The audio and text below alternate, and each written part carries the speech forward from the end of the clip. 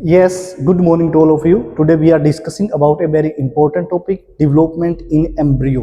Embryo में development कैसे होता है, किस टाइप से एम्ब्रियो जो है वो बनता है फ्रॉम द जाइगोट, जाइगोट में कैसे कैसे चेंजेस आता है, वो हम सारा आज डिस्कस करेंगे। तो हमारा टॉपिक है आज का development development in development in embryo. अब यहाँ पर जो सबसे पहला क्वेश्चन है वो यही है कि एम्ब्रियो क्या होता है।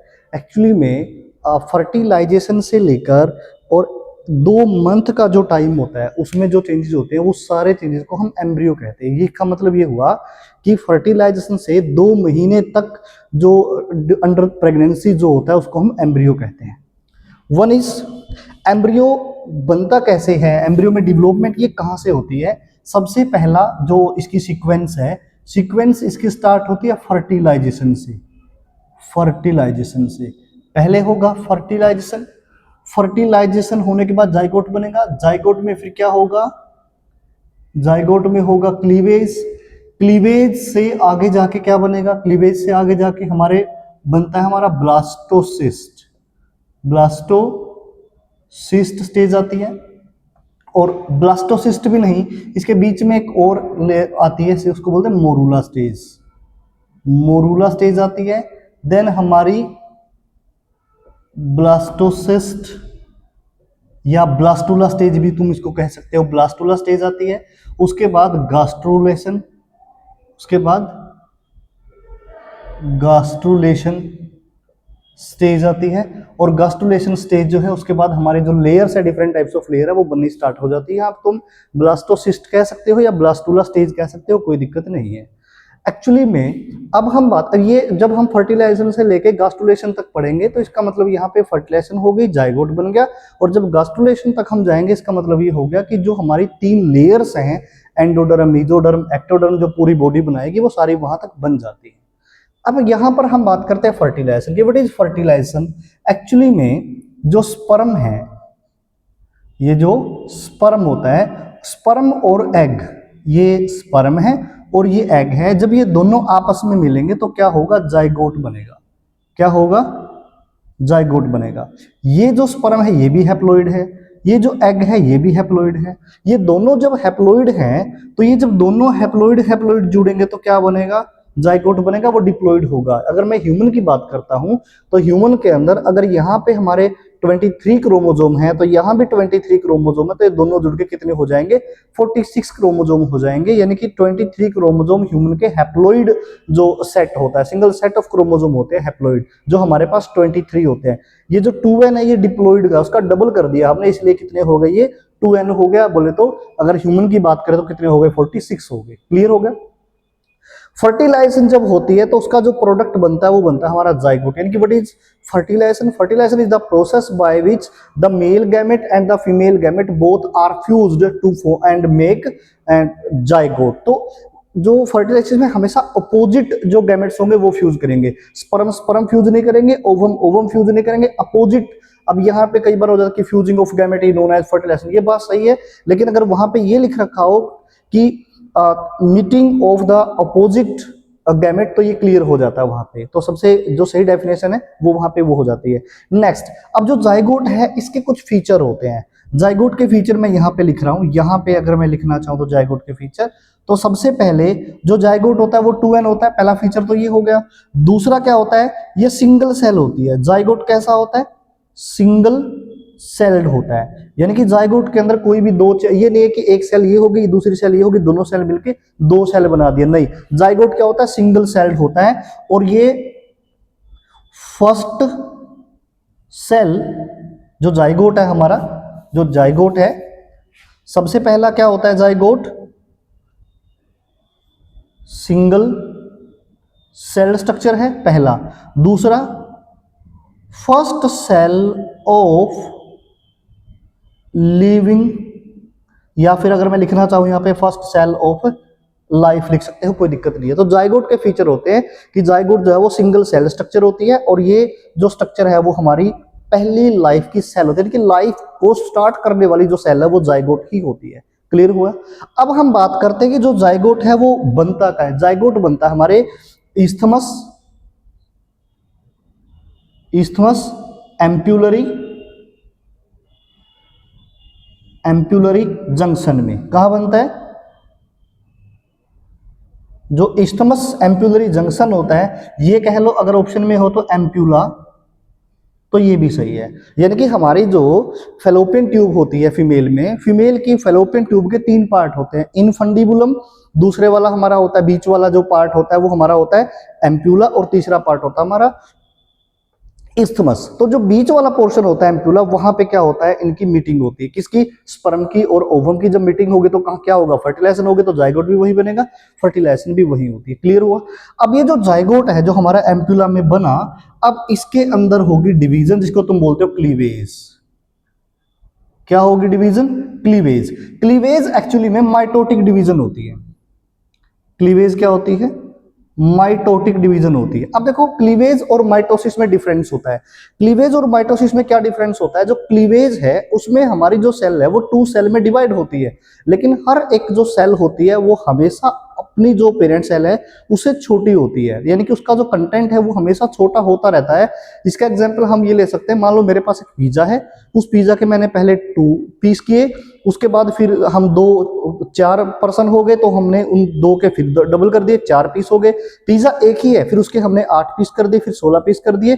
तो पिज्जे का साइज हमेशा सेम है, जो पीसेस करते रहेंगे, जो टुकड़े होते रहेंगे वो हमेशा छोटे होते रहेंगे। तो ये हमारी क्लीवेज में होता है। अगर नॉर्मल माइटोसिस होती तो उसमें साइज ऑलमोस्ट इक्वल रहता। तो ये डिफरेंस होता है क्लीवेज में और माइटोसिस में। यानी कि क्लीवेज के अंदर जो हमारी डिवीजन है वो बहुत फास्ट होती है, रैपिडली होती है। अगर मैं यहां लिखना भी चाहूं, यहां पर जो क्लीवेज है वो कैसी होती है, यहां पर क्लीवेज जो होती है वो कैसी होती है, क्लीवेज रैपिड होती है, और इसमें स्मॉल साइज सेल बनती है। इसमें जो सेल बनेगी वो कैसी होंगी? स्मॉल साइज सेल होगी। क्लियर हो गया। और जो हमारी क्लीवेज है हमारी बॉडी के अंदर, वो क्लीवेज एक्चुअली में कैसी होती है, यहां पर हमारी बॉडी की बात कर रहा हूं पहला। दूसरा वो होती है रेडियल अनइक्वल होलोब्लास्टिक। अब देखो ये 3 चीजें मैंने लिखी, एक्चुअली में 3 टॉपिक हैं अपने आप में।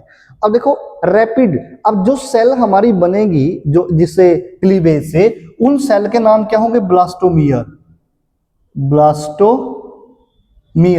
एक्चुअली में ब्लास्टोमियर वो सेल होती हैं जो हमारी क्लीवेज से बनती है। तो जो क्लीवेज है हमारा, ये वाला जो क्लीवेज है, एक्चुअली में इससे जितनी भी सेल बनेगी वो सारी के सारी सेल इससे छोटी होंगी पेरेंट वाली से, उनको ब्लास्टोमियर हम कहेंगे।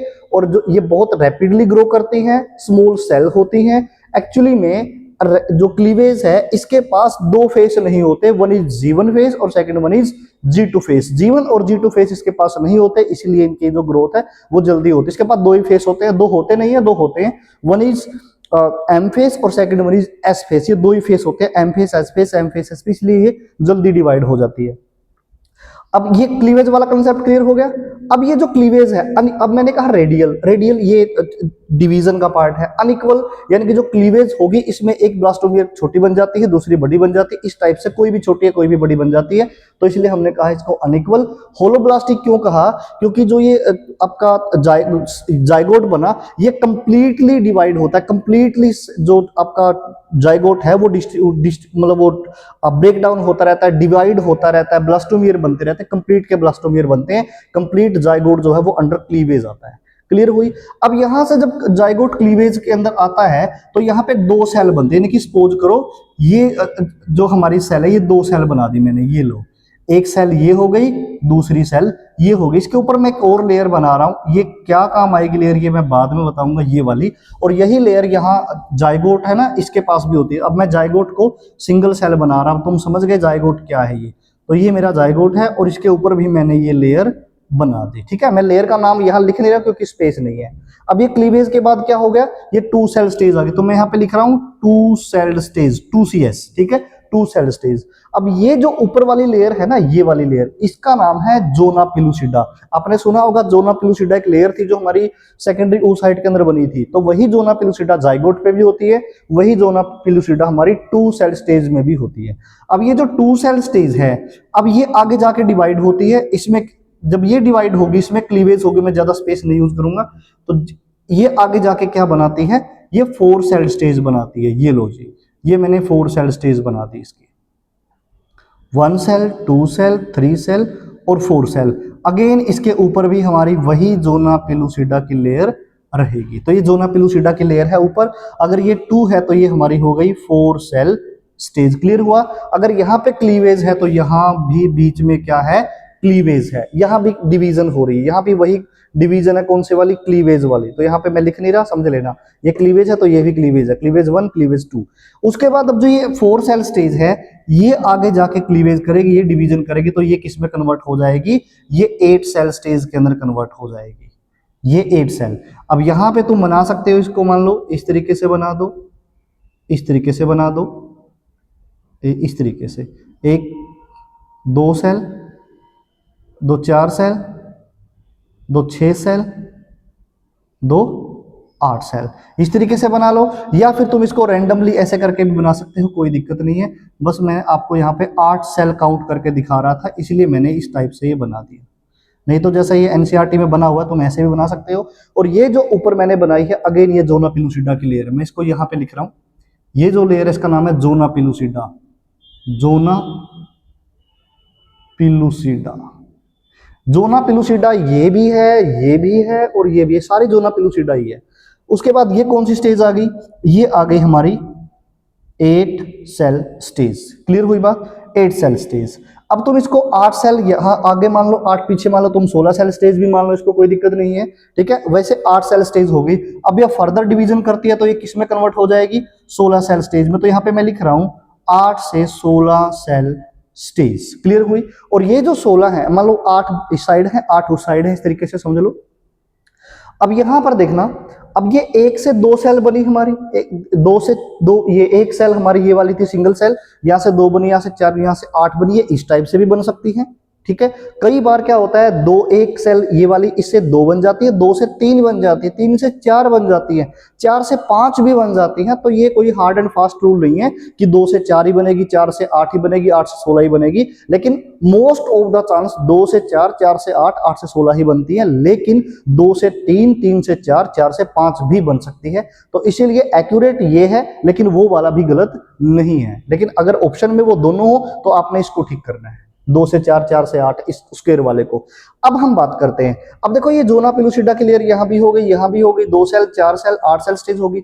तो जब ये 8 सेल स्टेज तक आती है, एक्चुअली भाई ये 8 की 8 सेल जो स्टेज आपस में, पहले मैं इस स्टेज को हम क्या बोलेंगे, आप इस स्टेज को बोलोगे मोरूला स्टेज। सबसे पहले क्या नाम होगा इसका, मोरूला स्टेज, पहली बात। दूसरी, अब मोरूला स्टेज इसीलिए मैंने यहाँ पे लिखा 8 से 16 सेल, क्योंकि एनसीईआरटी में लिखा हुआ है 8 से 16 सेल जो होती है वो मोरूला की होती है। ठीक, क्लियर हो गया। वैसे मोरूला मोस्टली जो है वो 16 सेल का बनता है, 8 सेल का नहीं, 16 सेल का बनता है।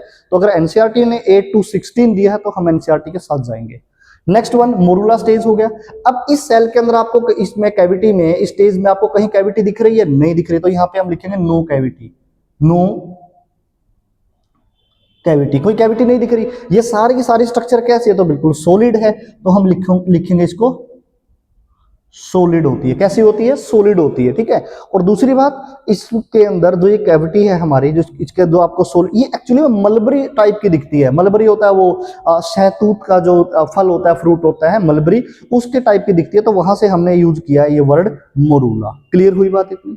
अब ये जो मोरूला स्टेज है, एक्चुअली में ये मोरूला स्टेज हमारी जैसे जैसे हमारी ये स्टेजेस बढ़ रही है ना, देखो जैसे 1 सेल, 2 सेल, 4 सेल, 8 सेल, 6, ऐसे ऐसे हमारा जो ये स्टेज इंक्रीज कर रही है, ब्लास्टोमियर बढ़ रही है, तो ठीक इस तरीके से हमारा जो ये एम्ब्रियो की डेवलपमेंट है वो भी फैलोपियन ट्यूब के एम्प्यूला पार्ट से आगे धीरे धीरे धीरे धीरे सरकती रहती है, मूव करती रहती है। ये मूवेबल नहीं होता, लेकिन जो फैलोपियन ट्यूब के अंदर सीलिया प्रेजेंट होते हैं वो इसको मूवमेंट करने में हेल्प करते हैं। तो जैसे जैसे स्टेजेस इंक्रीज कर रही होती है, zygote, then 2, then 4, then 8, then 16 cell stage, then 64 cell stage, तो ऐसे ऐसे हमारी ये स्टेजेस मूव करती हैं। ठीक इसी प्रकार हमारी जो स्ट्रक्चर है ये भी फैलोपियन ट्यूब से यूट्रस की तरफ मूव करती रहती है। दोनों काम साइड बाय साइड होते हैं, ये अकेला काम नहीं होता, दोनों काम साइड बाय साइड होते हैं। उसके बाद अब ये जो मोरूला स्टेज है हमारी, एक्चुअली में मोरूला स्टेज वो स्टेज होती है जिसमें हमारा जो ये एम्ब्रियो की जो स्टेज है, मोरूला स्टेज है, ये यूट्रस के पास पहुंच जाती है। ये वो स्टेज होती है जो यूट्रस के पास पहुंच जाती है। अब इसके अंदर क्या होगा, इसके अंदर फर्दर डिवीजन होगी, फर्दर क्लीवेज होगी। जब इसके अंदर फर्दर क्लीवेज होगी तो क्या बनेगा, इसमें बनेगा ब्लास्टूला। क्या बनेगा इसमें?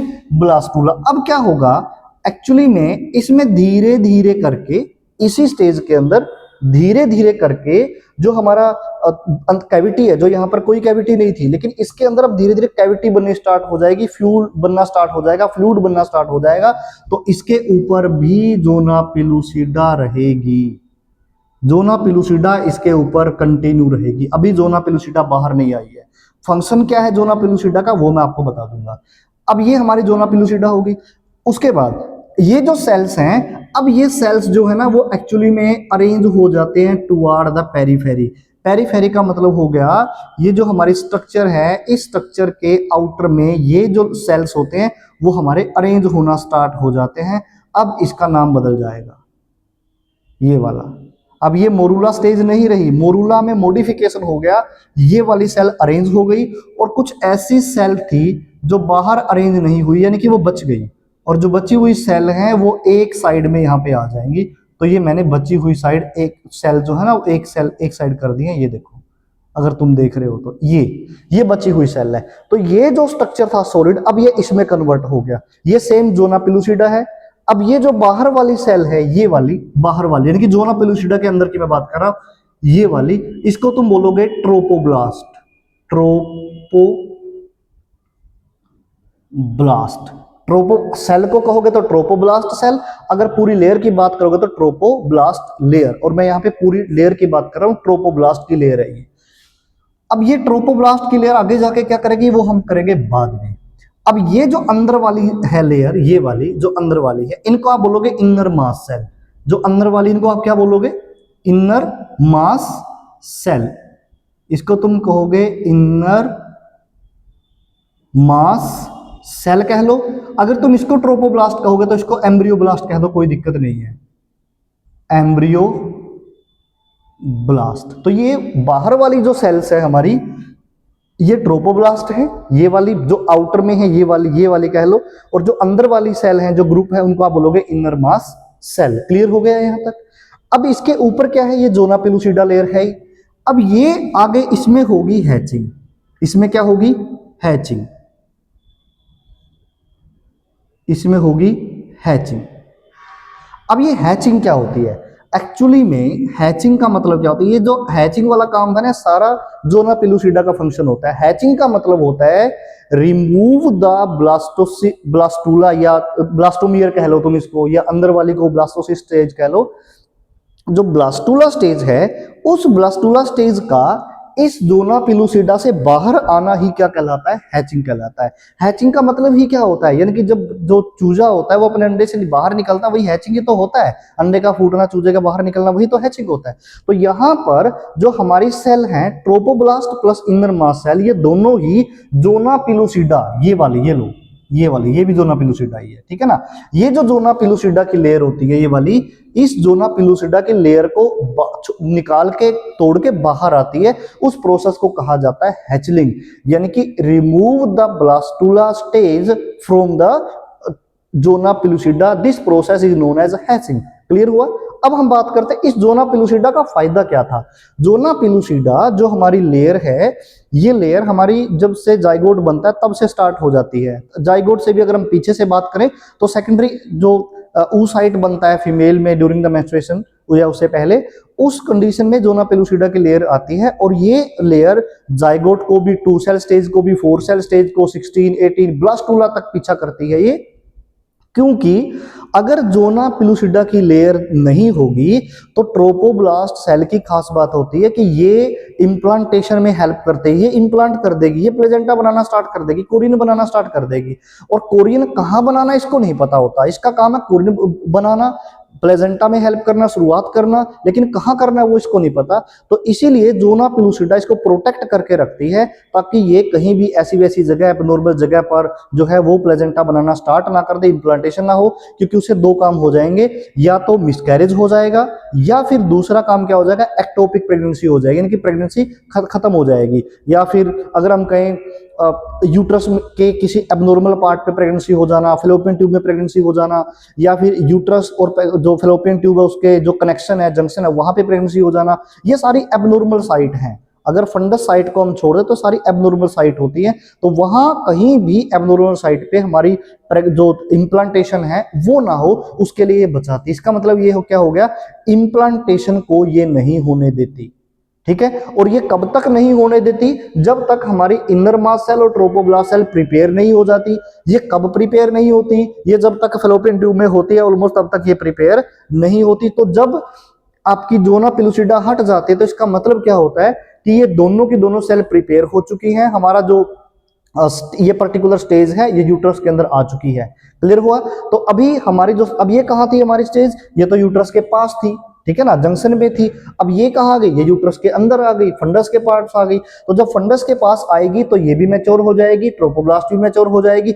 अब इस जोना पेलुसिडा का कोई काम नहीं है, तो जोना पेलुसिडा इसको छोड़ देगी। किसको छोड़ देगी, इसको। तो जब ये जोना पेलुसिडा यहां से मान लो कट लग गया तो ये इसके अंदर से निकल के आती है, इसके अंदर से निकल के आती है। जैसे भी हम किसी गोल बर्तन के अंदर अगर हम बैठ जाए तो हम पहले अपनी जो एक लेग है उसको निकालेंगे, फिर हम निकलेंगे ऐसे बैंड होके।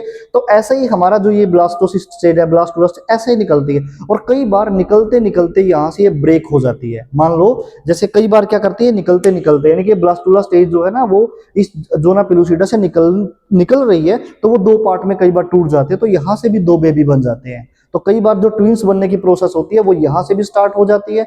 उसके बाद ये वाली प्रोसेस है जैसे, या 8 सेल तक ही मान लो, 0 से लेके और 8 सेल जितनी भी होती है वो सारी हमारी टोटीपोटेंट्स होती हैं। टोटीपोटेंट्स का मतलब होता है अगर जाइगोट है, जाइगोट से भी कंप्लीट बॉडी बेबी बनाया जा सकता है। 2 सेल स्टेज है, इसको दो को अलग अलग पार्ट में तोड़ दो, दोनों सेल को, ठीक है ना, तो इससे भी 2 बेबी बन जाएंगे। 4 सेल को अलग अलग पार्ट में तोड़ दो, 4 बेबी बन जाएंगे। ये कह लो। अगर आप ये नहीं कहना चाहते तो इस तरीके से कह लो कि मान लो किसी फीमेल में जो जाइगोट है वो हमारा 4 सेल स्टेज तक पहुंच गया है, तो आप उस जाइगोट को बॉडी से बाहर निकालिए। इन विट्रो आप उस चारों सेलों को अलग अलग सेल के अंदर ब्रेक डाउन करिए, यानी कि उस 4 सेल स्टेज में से 4 सेल अलग अलग निकाल दिए और उन चारों सेलों को अलग अलग फीमेल के अंदर इंसर्ट करवा दे। वो चारों ही फीमेल प्रेग्नेंट हो जाएंगी और चारों के अंदर जो बेबी है वो बिल्कुल हट्टे कट्टे हेल्थी बेबी मिलेंगे। क्यों? क्योंकि ये चारों ही सेल टोटीपोटेंट होती है। क्लियर हुआ। उसके बाद 8 सेल तक, जो 8 सेल स्टेज है ना, यहां तक टोटीपोटेंसी वाला प्रोसेस वो चलता है। उसके बाद टोटीपोटेंसी ना होकर फिर वो प्लूरोपोटेंसी, देन वो मल्टीपोटेंसी तक चला जाता है। तो यहां तक ये टोटीपोटेंस है। तो ये जो ब्लास्टोमियर की स्टेज है तो यहां से कई बार हो जाता है।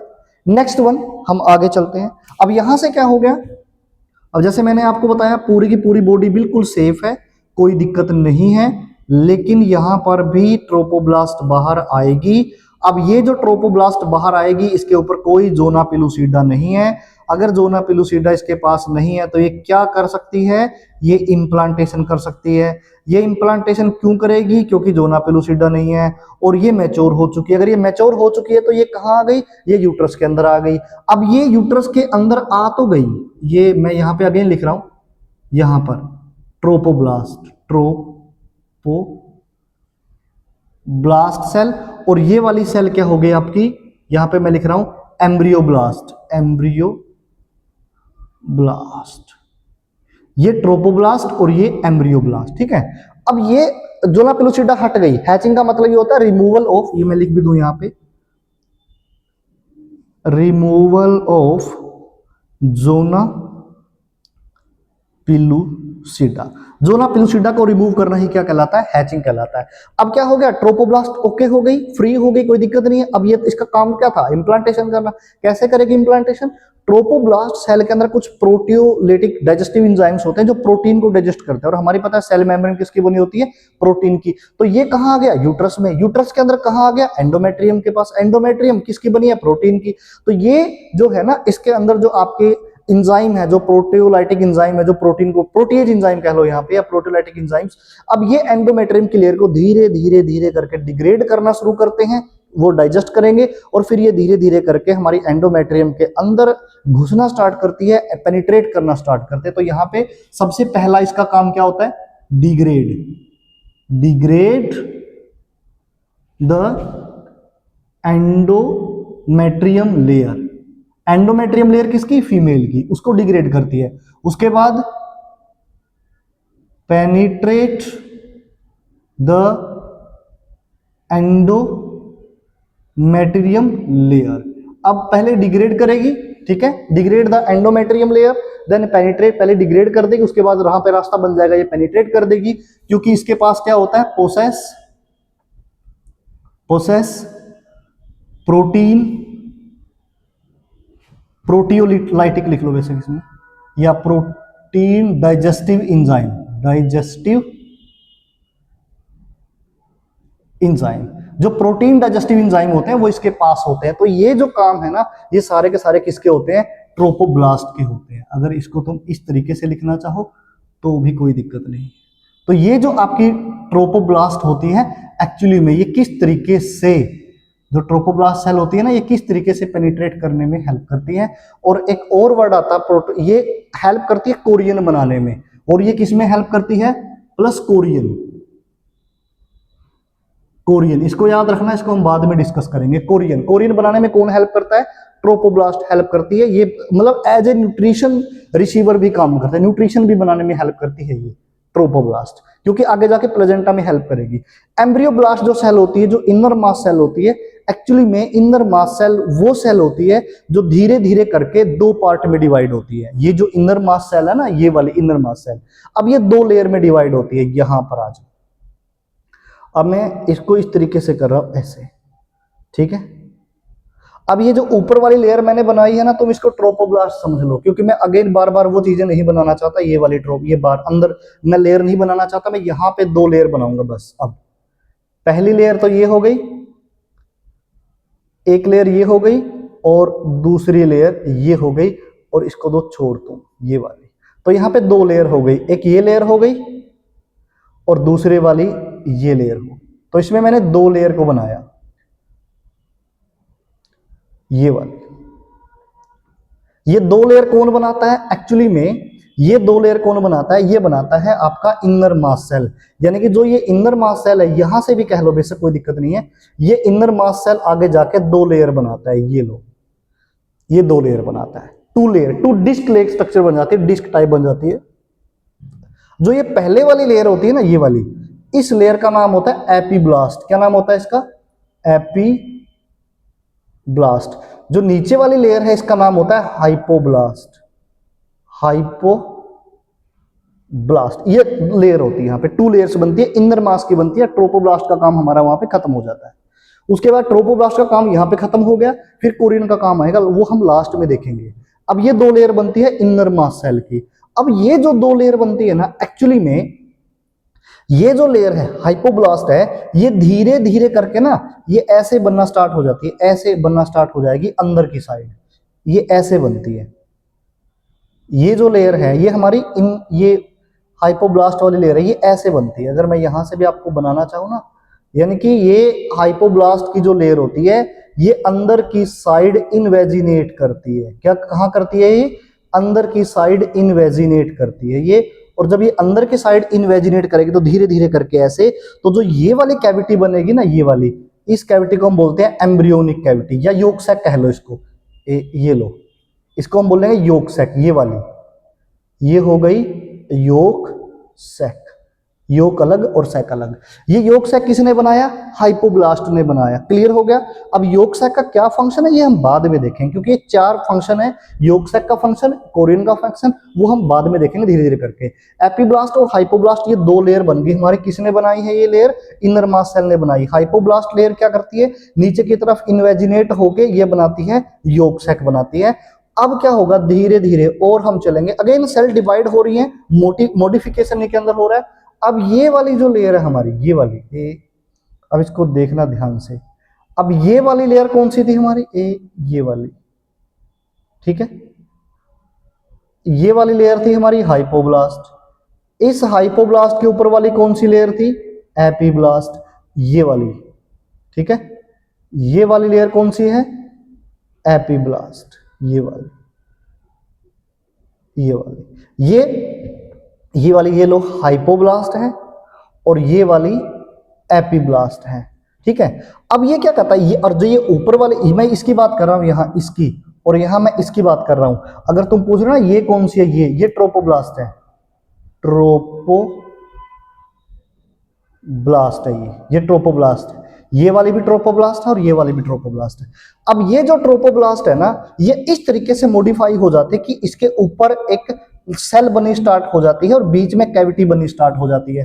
तो जो ये वाली है ना, ये वाली, ये जो तुम देख रहे हो ये वाली, इनका नाम होता है एमनियोजेनिक सेल। ये होती है एमनियोजेनिक सेल। इसके अंदर देखो ये कैविटी बन रही है ना, कैविटी, तो इसको तुम बोलोगे एमनियोन कैविटी, एमनियोन कैविटी, ये एमनियोन कैविटी बन जाती है। क्लियर हुई बात। अब क्या होगा आगे, अब ये फर्दर डिवाइड होती है। ये लो, अब मैं डिवीजन बना रहा हूं। अब यहां पर ये इस टाइप से हो जाती है, ये हाँ, इसमें वो भी बनाएंगे हम। फिर तुम कहोगे सर वो तो आपने बनाया नहीं, ठीक है। ये ऐसे बनता रहेगा, ये जो है ये इसमें भी ऐसे बनता रहेगा, कोई दिक्कत नहीं है, ठीक है। ये बनता रहेगा, ठीक है। ये वही एम्ब्रियो सैक है, ये वो सॉरी योक सैक है, ये योक सैक है, ठीक है। अब यहां पर ये वाली सेल कौन सी थी? ये वाली सेल थी हमारी एमनियोजेनिक, यानी कि एमनियोजेनिक सेल एक्चुअली में ट्रोपोब्लास्ट सेल की ही मॉडिफिकेशन होती है। तो यहां पे कंफ्यूजन मत होना कि सर आपने यहां तो ट्रोपोब्लास्ट लिख दिया, यहां पर आप इनको एमनियोजेनिक लिख रहे हो। तो एक्चुअली में एमनियोजेनिक जो सेल होती है वो ट्रोपोब्लास्ट की ही मॉडिफिकेशन होकर बनती है, तो वो ट्रोपोब्लास्ट की ही सेल्स हैं। क्लियर हो गया। उसके बाद एमनियन कैविटी, ये तो अंदर वाली रहेगी। उसके बाद ये वाली क्या है, ये वाली जो लेयर है, ये वाली एपीब्लास्ट। इसके अंदर वाली कौन सी लेयर है? अंदर वाली कौन सी लेयर है? हाइपोब्लास्ट। अब तुम या तो इसको बना लो, या फिर मैं इसको थोड़ा सा, अगर आप कहते हो चेंज करने की, तो मैं यहाँ पे चेंज कर रहा हूं इसको, क्योंकि मुझे डायग्राम ज्यादा नहीं बनाने पड़ेंगे, तो कंफ्यूजन हो जाएगी।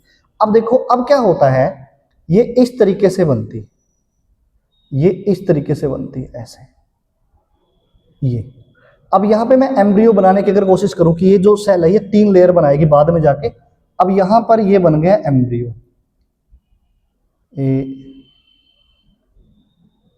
ये बन गया एम्ब्रियो इस तरीके से, ये ऐसे, ठीक है। उसके बाद ये जो मैं डॉट डॉट लगा रहा हूं ना, ये वाली एक लेयर है जिसको आप एक्स्ट्रा एम्ब्रियोनिक लेयर बोलते हो, मीजोडर्म बोलते हो। लेकिन ये वो मीजोडर्म नहीं है जो आगे जाके अलग अलग ऑर्गन बनाएगी, तो कंफ्यूज होने की नीड आपको नहीं है। उसके बाद यहां पर इस तरीके से ये ऐसे, ये वाला, ये ऐसे स्ट्रक्चर बनती है। उसके बाद एक और स्ट्रक्चर बनती है इस टाइप से, और एक ये बनती है, ये फ्लूइड है सारा अंदर, ये सारा अंदर का फ्लूइड है, ये सारा अंदर का फ्लूइड है। फिर एक और लेयर बनती है यहां पर,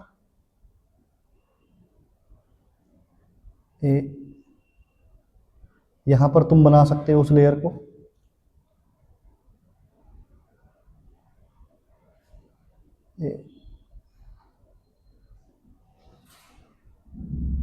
ये इस टाइप से।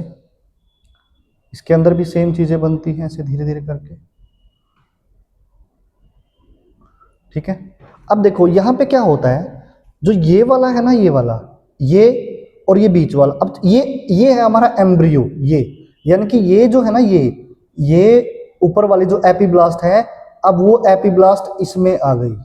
ठीक है, ये क्या थी हमारी एपीब्लास्ट थी, तब वो एम्ब्रियो के अंदर आ गई। यानी कि एपीब्लास्ट वो होती है जो आगे जाके कंप्लीट एम्ब्रियो बनाती है। ठीक है ना, उसके बाद एम्ब्रियो में देखेंगे हम क्या बनाती है। अब जो ये वाली सेल थी, जो ये वाली है, ये वाली जिसको तुमने ये कहा था, ये वाली, ये हमारी कोरियन है, जो हमने कहा था ना कोरियन, जो सबसे आउटर लेयर होती है, ये होती है वो कोरियन, ये है वो कोरियन, ये वाली कोरियन, CHORIAN, ये कोरियन है। उसके बाद आ गया ये, जैसे बेबी है ना, बेबी, इस बेबी के चारों तरफ जो ये पूरा का पूरा वो है, बेबी है ये पूरा, इस बेबी के चारों तरफ ये वाली लेयर है, तो इस लेयर का नाम होता है, इस वाली लेयर का नाम, मैं यहां लिख रहा हूं इसका नाम, ठीक है, एक्सप्लेनेशन यहां लिख देंगे, इसका नाम होता है एमनियन। एमनियन, तो 2 लेयर हो गई। उसके बाद जो ये योक सैक बना था, धीरे धीरे करके मॉडिफिकेशन हो जाती है, तो ये जो योक सैक है ना, ये बन गया योक सैक, यहां योक सैक। अगर आप इसको इस तरीके से नहीं लिखना चाहते ना, तो बहुत बढ़िया हो जाएगा। इसको तो मैं लिख दूं यहां कोरियन, कोरियन। उसके बाद बच गया ये वाला, इसको मैं लिख दूं यहां, ये बच गया एमनियन, एमनियन लेयर। ठीक है, 2 हो गया। उसके बाद आ गया तीसरा एक ये वाला जो हो गया, यहां पर मैं लिख रहा हूं, तीसरा एमनियन हो गया। एक होती है एलेंटोइस, वो यहां से होती है इसमें, तो ये वाली हो गई एलेंटोइस, एलेंटोइस, ये थोड़ी साइड सी में होती है, मान लो यहां पे, मान लो एलेंटोइस। उसके बाद जो ये बच गया हमारा, ये वाला, इसको तुम बोलोगे योक सैक, योक सैक। ये सारे आ गए। देखो इसमें 4 लेयर होती हैं, 1 2 3 4, और ये चारों की चारों लेयर क्या होती है, एक्स्ट्रा एम्ब्रियोनिक लेयर होती है, सारी की सारी एक्स्ट्रा एम्ब्रियोनिक लेयर होती है। इसका मतलब ये होता है, ये ना तो एम्ब्रियो बनाती और ना ये एम्ब्रियो के अंदर होती है, एम्ब्रियो के बाहर होती है, जिसको प्रोटेक्ट करती है, इसलिए इसको बोला जाता है एक्स्ट्रा एम्ब्रियोनिक लेयर। एम्ब्रियो तो कौन बनाएगा, एम्ब्रियो तो हमारी ये बनाएगी, एपीब्लास्ट बनाएगी। यानी कि जो एम्ब्रियो बनेगा उसके अंदर 3 लेयर होंगी, again ectoderm, mesoderm and endoderm, वहां से पूरी बॉडी बनेगी, वहां से टिश्यू सेल्स फर्दर बनेंगे हमारे। ये तो एम्ब्रियो को प्रोटेक्शन में हेल्प करते, क्या करती है वो हम देखेंगे। अब ये जो हमारा एम्ब्रियो है, जो किसका बना है, एपीब्लास्ट का, एपीब्लास्ट। इस एपीब्लास्ट के अंदर जो लेयर, जैसे इस टाइप की लेयर होती है, तो ये 3 लेयर बनाती हैं फर्दर। सबसे पहली जो बनने वाली लेयर होती है, वो होती है आपकी, मैं नीचे लिख रहा हूं वैसे, एंडोडर्म, ये सबसे पहले बनती है। उसके बाद फिर मीजोडर्म, ये 3 नंबर पे बनती है, और दूसरे नंबर पे बनती है एक्टोडर्म। ये होती है 3 लेयर। अब जो ये 3 लेयर बनती है ना, ये वाली एक एपीब्लास्ट से, इन तीनों लेयर का बनना, ये कहलाता है गास्ट्रुलेशन, गास्ट्रुलेशन। ये एक सिंगल लेयर थी, इस सिंगल लेयर से ये 3 लेयर बन गई, ये गास्ट्रुलेशन होता है, ये है वो गास्ट्रुलेशन। ठीक है, जो ऊपर लिखा ना मैंने गास्ट्रू, यानी कि एपीब्लास्ट एक सिंगल लेयर जो है, एम्ब्रियोनिक सिंगल लेयर होती है, ये जब 3 जर्म लेयर बनाती है, तीनों की तीनों हमारी जर्म लेयर होती है, एक्टोडर्म, मेसोडर्म और एंडोडर्म, इसको हम बोलते हैं गास्ट्रुलेशन। क्लियर हुई, क्योंकि हम ट्रिप्लोब्लास्टिक ऑर्गेनिज्म है, जैसा कि हमने चैप्टर 1 में पढ़ा था, जब हम चैप्टर 2 में बायोलॉजिकल का, एनिमल वाले में, नोट चैप्टर 2, जब हम एनिमल किंगडम पढ़ रहे थे ना, वहां पे हमने देखा कि डिप्लोब्लास्टिक, ट्रिप्लोब्लास्टिक जो ऑर्गेनिज्म, तो ये हम ट्रिप्लोब्लास्टिक ऑर्गेनिज्म है, तो इसीलिए 3 लेयर बनेगी। अगर हम डिप्लोब्लास्टिक होते तो 2 बनती, एक्टो बनती और एंडो बनती, मीजो ना बनती। अगर मीजो बन भी गई होती तो वो प्रॉपर मैच्योर ना होती। तो हम ट्रिप्लोब्लास्टिक है, इसीलिए 3 लेयर बनी। अब ये 3 लेयर आगे जाके हमारी पूरी की पूरी बॉडी के अलग अलग ऑर्गन टिश्यू बनाती है। एक्टोडर्म क्या बनाती है, एक्टोडर्म स्किन बनाती है, हेयर बनाती है, नेल्स बनाती है, देन ब्रेन बनाती है, देन स्पाइनल कोर्ड बनाती है। मीजोडर्म क्या बनाते हैं, सबसे पहले तो हार्ट बनाता है, हार्ट बनता है, उसके बाद ब्लड वेसल बनती है, ठीक है ना। उसके बाद मसल बनती है, उसके बाद बोन बनती है, उसके बाद कार्टिलेज बनाती है ये, ठीक है ना, ये बनाती है। एंडोडर्म क्या बनाती है? एंडोडर्म बनाती है डाइजेस्टिव सिस्टम बनाती है ये। डाइजेस्टिव सिस्टम अगर इसने बना दिया तो ये रेस्पिरेटरी भी बनाएगी, रेस्पिरेटरी सिस्टम भी ये बनाती है, ठीक है ना। डाइजेस्टिव सिस्टम, पेनक्रियाज बनाती है ये, पेनक्रियाज भी ये बनाती है। तो एक्चुअली में ये हमारी जो लेयर है ना, ये पूरी की पूरी लेयर, ये तो एग्जांपल के लिए लिखा मैंने, ये पूरी बॉडी इस तरीके से बनाती है। और फिर ये जो ये वाली बच गई योग सैक, अब ये क्या बनाएगी? ये अर्ली स्टेज में आरबीसी बनाएगी, आरबीसी सिंथेसाइज करती है ये, आरबीसी सिंथेसाइज करती है। एलेंटोइस ये वेसल्स की बनी होती है जो बाद में जाके अम्बिलिकल कोड में हेल्प करती है, न्यूट्रिशन में। एमनियन की लेयर जो टेम्परेचर है उसको मेंटेन करती है, टेम्परेचर को मेंटेन करती है।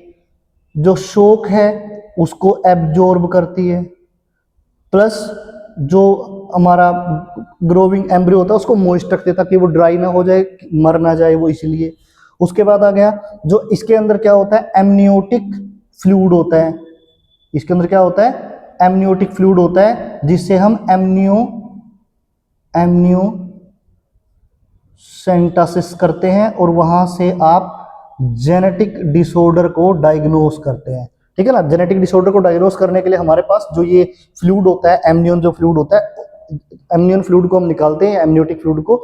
एमनियन तो सेल होती है, उनके नीचे जो फ्लूइड होता है उसको निकालते हैं, इंजेक्शन भरते हैं, क्रोमोसोमल पैटर्न चेक करते हैं, वहां से फिर जो सेक्स डिटरमाइन भी हो जाता है, और वहां से जो जेनेटिक डिसऑर्डर है उनका भी हमारे को पता लग जाता है कि इसको कोई जैसे क्लीन फिल्टर सिंड्रोम तो नहीं है, इसको डाउन सिंड्रोम तो नहीं है, इसको सीपी वगैरह तो नहीं है, बहुत सारी चीजों का हमें पता लग जाएगा।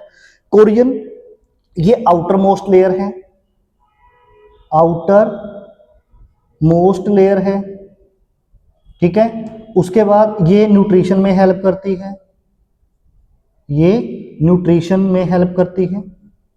उसके बाद ये अगेन प्रोटेक्शन का तो काम करेगी, ये प्रोटेक्शन में भी हेल्प करती है बेबी की। उसके बाद ये मीजोड्रम इसमें भी यूज होती है, मीजोड्रम इसमें भी यूज होती है, इन सभी में मीजोड्रम यूज होती है, यानी कि एम्ब्रियो की मीजोड्रम, ये मीजोड्रम नहीं, ये तो अभी तक बनी भी नहीं, ठीक है ना। एम्ब्रियो की मीजोड्रम भी इनमें हेल्प करती है।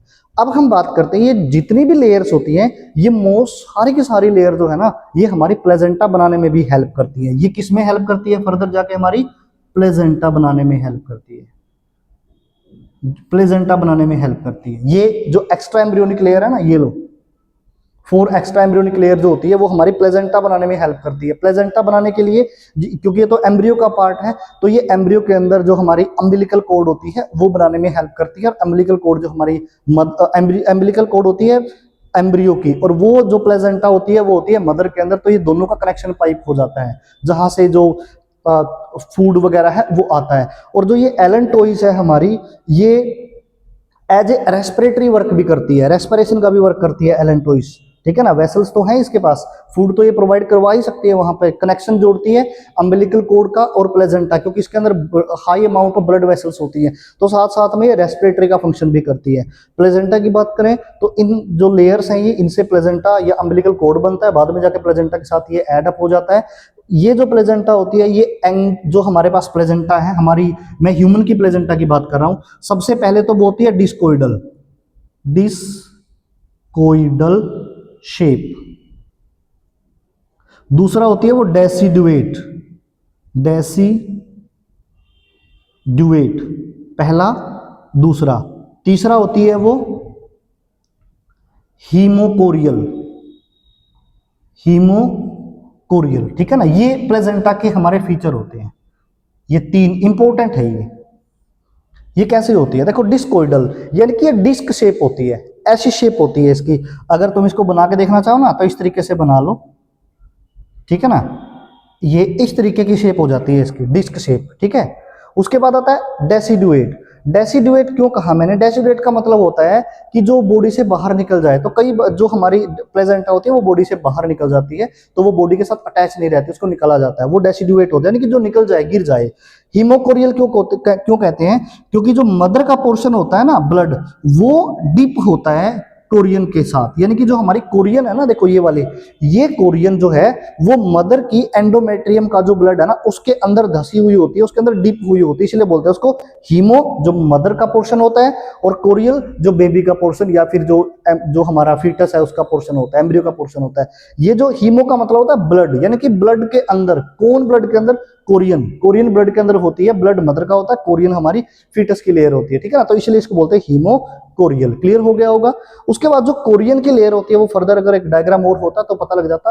कोरियन के चारों तरफ क्या बनते हैं? वेलाई बनते हैं, माइक्रोवेलाई बनते हैं, और ये माइक्रोवेलाई कोरियन के, जैसे कोरियन है ना, ये सारा कोरियन है, इस कोरियन के चारों तरफ माइक्रोवेलाई बनेंगे स्टार्टिंग में, उसके बाद धीरे धीरे करके वो क्या हो जाएंगे? डीजनरेट हो जाएंगे, सिर्फ एक जगह पर रह जाएंगे। मान लो यहाँ पे हमारी स्टाक बनती, ये जो है ना, ये कनेक्टिव स्टाक है, ये वाला, ये कनेक्टिव स्टाक है जो बाद में जाके अम्बिलिकल कोड बना के, और अगर यहाँ पे होता तो मदर का जो प्लेजेंटा होती तो वो यहाँ पे होती। क्लियर हो गया।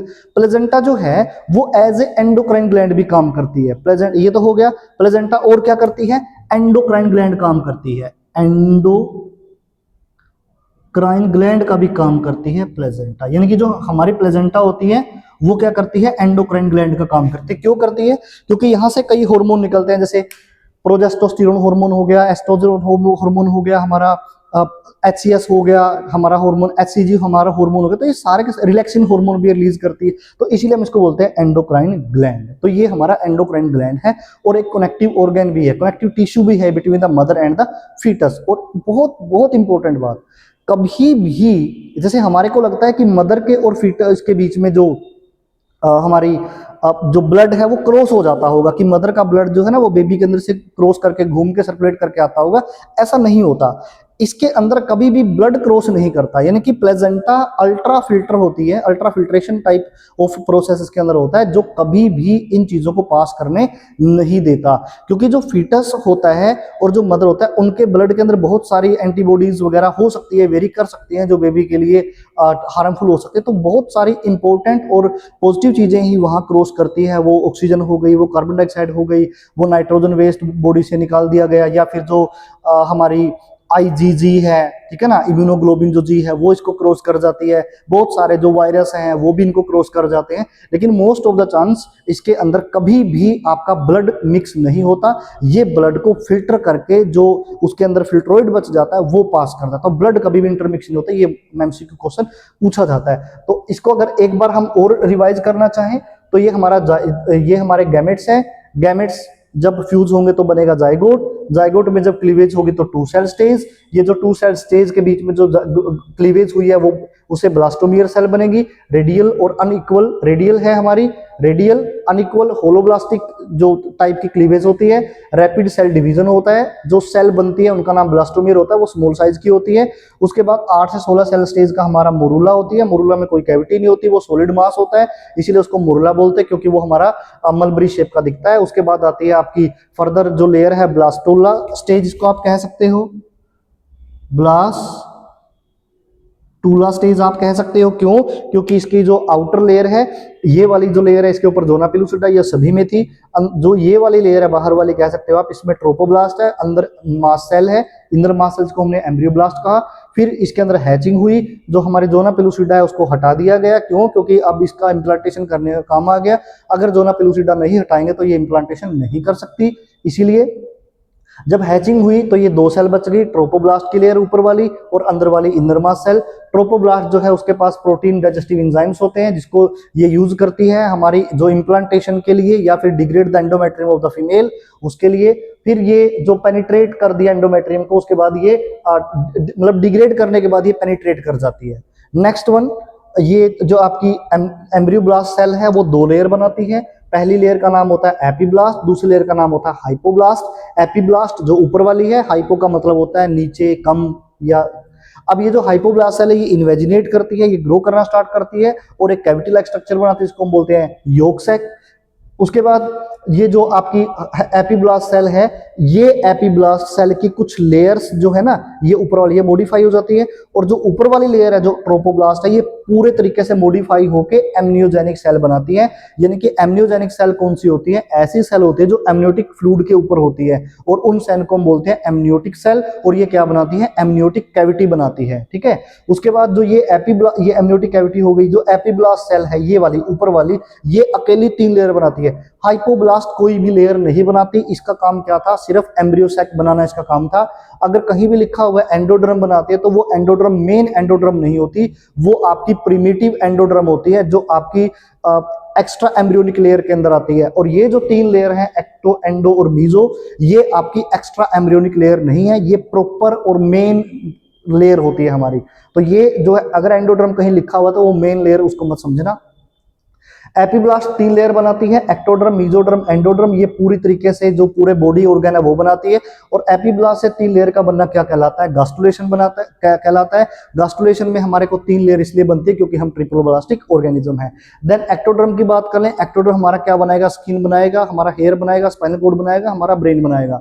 उसके बाद मीजोड्रम आ गया, मीजोड्रम हमारा मसल्स बनाएगा, हार्ट बनाएगा, ब्लड वेसल्स बनाएगा। ठीक है, ये सारा मसल्स भी बनाता है, बोन भी बनाता है, कार्टिलेज भी बनाता है। देन एंडोड्रम आ गया, एंडोड्रम हमारा रेस्पिरेटरी सिस्टम बनाएगा, डाइजेस्टिव सिस्टम बनाएगा। उसके बाद हमारा बहुत सारे ग्लैंड बनाता है ये। नेक्स्ट हमारे पास वो जो योक सैक था, जो इसके चारों तरफ योक सैक, अब ये जो योक सैक था, ये एक्स्ट्रा एम्ब्रियोनिक लेयर होती है। 4 yolk sac, allantois, amnion and chorion. अगर मैं योक सैक की बात करूं तो योक सैक जो है वो आरबीसी बनाता है, फेटस, ये इंपॉर्टेंट है। जब फेटल स्टेज होती है उसमें आरबीसी नहीं बनती है, मतलब बनने का मतलब ये हुआ मेरा बोन मैरो से नहीं बनती है। तो उनको आरबीसी बनाने का काम कौन करता है? क्योंकि रेस्पिरेशन तो करना होगा, आरबीसी बनाने का काम यहाँ पे योग सैक करता है। उसके बाद में वो बोन मैरो बनती है तो वो शिफ्ट हो जाता है। उसके बाद थोड़ा बहुत एलेंटोइस भी हेल्प कर देती है इसकी। नेक्स्ट वन, एलेंटोइस जो ब्लड वेसल्स इसमें बहुत ज्यादा होती है, काफी वेस्कुलर टाइप की होती है, और ये रेस्पिरेटरी ऑर्गन का भी काम करती है, और थोड़ा बहुत आरबीसी बनाने में भी ये हेल्प करती है। नेक्स्ट वन, एमनियन की बात करते हैं। जो एमनियन है, एमनियन की लेयर होती है वो सेकंड नंबर की लेयर होती है। बाहर से अगर हम बात करें तो एमनियन की लेयर एमनियोटिक कैविटी बनाती है ये लेयर, यानी कि इसके नीचे एमनियोटिक कैविटी होती है। बेबी कह लो या फिर एम्ब्रियो जो है वो डायरेक्ट इसके अंदर डिप होता है, इसके अंदर फ्लूइड भरा होता है, इसको हम बोलते हैं एमनियोटिक फ्लूइड। और इस एमनियोटिक फ्लूइड के अंदर जो फ्लूइड है, जो कंटेंट है, उसको अगर हम लैब के अंदर उसकी केमिस्ट्री चेक करें, ठीक है ना, तो वहां से पता लगता है हमारे को कि इसका जो पर्टिकुलर एम्ब्रियो है, इसका जेंडर क्या है ये भी बता सकते हैं, और या इसके अंदर कोई जेनेटिक डिसऑर्डर तो नहीं है वो भी बता सकते हैं बाय यूजिंग क्रोमोसोमल पैटर्न। ठीक है, उसके बाद आता है हमारा कोरियन। कोरियन ये वाली लेयर है, कोरियन ये आउटर मोस्ट लेयर होती है, जो हमारी ट्रोपोब्लास्ट जो यहाँ पे मैंने लिखा था, ठीक है, ट्रोपोब्लास्ट बनाती है। ट्रोपोब्लास्ट के साथ में जो मैंने डॉटेड लाइन बनाई एक्चुअली में मीजोडर्म है, ठीक है ना, ये मीजोड्रम, मेन मीजोड्रम नहीं है ये, ठीक है, तो ये मीजोड्रम है वो बनाती है। अब ये जो मीजोड्रम प्लस जो ट्रोपोब्लास्ट है कोरियन बनाती है, एक्स्ट्रा एम्ब्रियोनिक लेयर होती है कोरियन, प्रोटेक्शन में भी हेल्प करती है। तो ये हमारा यहाँ तक का कंप्लीट था। प्रोटेक्शन में, न्यूट्रिशन में हेल्प करती है, क्योंकि बाद में जाके कोरियन के ऊपर हमारी वेलाई बनती है, ये वेलाई एंडोमेट्रियम के अंदर एंटर करती है। बाद में धीरे धीरे जैसे हमारा जो एम्ब्रियो है वो ग्रोथ करता रहता है, तो सारी वेलाई जो है वो हमारी डिजेनेट होकर सिर्फ एक जगह की बच जाती है, जिस साइड में प्लेजेंटा होती है। तो ये जितनी भी लेयर होती है सारे के सारे लेयर आपस में मिक्सअप होके अम्बिलिकल कोर्ड बनाती है। उसके बाद प्लेजेंटा की बात करते हैं, क्योंकि प्लेजेंटा तो हमारा कनेक्शन पाइप हो गया। हमारी बॉडी में जो प्लेजेंटा वो डिस्कोइडल शेप का होता है, ये शेप है डिस्कोइडल। उसके बाद डेसिडुएट यानी कि बॉडी से बाद फॉल डाउन हो जाता है, बॉडी से बाहर निकलता है। उसके बाद हीमोकोरियल है, क्योंकि जो अभी हमने कोरियन की बात की थी, कोरियन के ऊपर हमारे माइक्रो जो वेलाई वो आ जाते हैं, वो सारे के सारे वेलाई एक्चुअली में कहाँ डिप होते हैं? हीम, ब्लड के अंदर डिप होते हैं, ठीक है, ब्लड के साथ डायरेक्ट कांटेक्ट में होते हैं वो, इसीलिए इसको बोलते हैं हीमोकोरियल। जो हीम है ये मेटरनल है, और जो ये है ये बेबी का पोर्शन है। एंडोक्राइन ग्लैंड इसको हम क्यों बोलते हैं प्लेजेंटा को? क्योंकि प्लेजेंटा बहुत सारे हार्मोन्स को रिलीज करती है ड्यूरिंग द प्रेगनेंसी, जैसे कि हमारा रिलैक्सिन हो गया, एस्ट्रोजन हो गया, प्रोजेस्टेरोन हो गया, एचसीजी हो गया, एचसीएच हो गए, सारे हार्मोन कहां से रिलीज होते हैं? प्लेजेंटा से रिलीज होते हैं। और एक इंपॉर्टेंट बात, जो हमारा एचसीजी हार्मोन होता है, उस हार्मोन को तो प्रेगनेंसी के लिए इंपॉर्टेंट माना जाता है, कि अगर वो हार्मोन हमारी बॉडी में है तो इसका मतलब शी इज प्रेग्नेंट। क्लियर हुआ?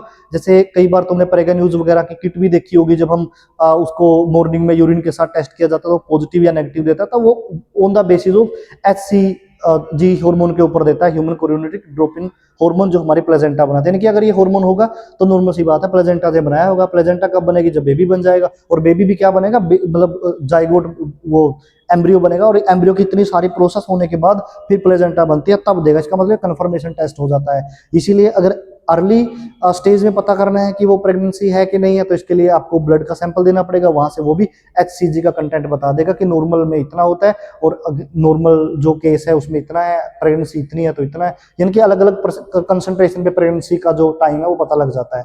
ये हमारा अब तक का टॉपिक था।